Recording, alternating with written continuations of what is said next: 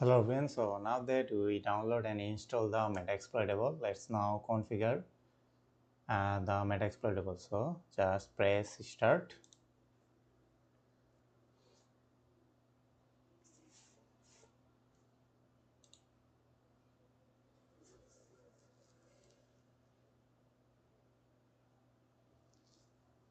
So as I said, you need to first configure a couple of things like your system, give that a 2 GB memory and make sure you have at least to give that a 2 processor, and this is the important part for your network, otherwise you cannot connect this Metasploitable server to your any like Kali Linux machine or any other machine for testing purpose.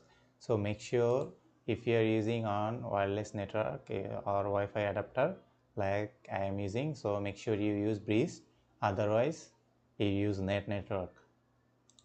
So then so what is the Metasploitable login username, which is MSF admin. So press enter and the password MSF admin. So if you type password, it won't show in Linux because it's for the security purposes. So just press enter and it's on Metasploitable login. So let's see what is our IP in this Metasploitable server. I have config to check your IP. As you can see, our IP is 192.168.1.104. So we will use Kali Linux to test this Metasploitable server to check whether it's working or not. So let's open our Kali Linux machine.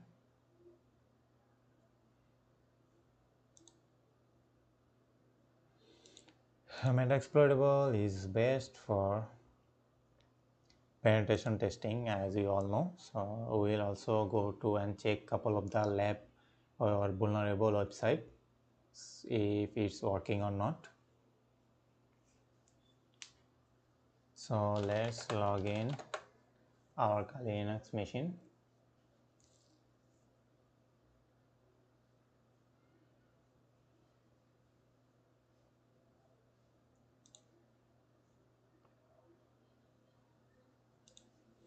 So this is the IP address or INET address that you are seeing. This is our Metasploitable web server. So just type this web server in here in this machine that you want to pen test. So let's check this web server 192.168.1.104. As you can see, Metasploitable web server is up and running, and you can do any of these thing in here. You can check PHP my admin, you can do tilde and all of those like testing, injection, cross-site scripting, all of those in here. You can also do DVWA. So let's just try to see if you need to actually do anything. Just you need to select your network properly, otherwise you cannot connect to this web server, which is our penetration testing or vulnerable web pages for penetration testing. So make sure, as I said, so make sure you always check this one, otherwise it won't work. This is the main part. So let's user is maybe admin, password is as far as I know it is password. So let's just log in. As you can see, you can do any of this testing, brute force, execution, SQL injection, all of those in here using this Metasploitable as virtual machine. So you can do all of those things in our Kali Linux, or you can do all of those things in any Ubuntu machine, so as anything you want.